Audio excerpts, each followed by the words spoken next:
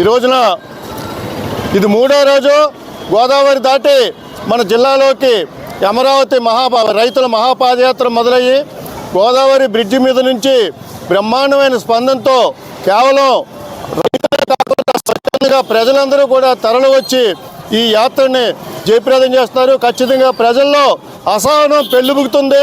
ఏంటి తుగ్లక్ పరిపాలన, ఏంటి తుగ్లక్ నిర్ణయాలు, ఒక రాష్ట్రానికి 3 రాజధానులు ఉండవు ఏంటి, మాకు ఒకే ఒక రాజధాని, అది అమరావతి రాజధాని ఉండాలి రాష్ట్రం మధ్యలో ఉన్నది. దానికి ప్రస్తుత ముఖ్యమంత్రి జగన్మోహన్ రెడ్డి గారు కూడా ఆ రోజు ఒప్పుకున్నదే. ఈరోజు మాట ఎందుకు మార్చారు? మాట తప్పని మనవ తిప్పని వంశంలోంచి వచ్చిన పెద్ద మనిషి ఈరోజు మాట తప్పి 3 రాజధానులు అంటున్నారు. దీన్ని యావత్ ప్రజానీకం కూడా వ్యతిరేకిస్తుంది.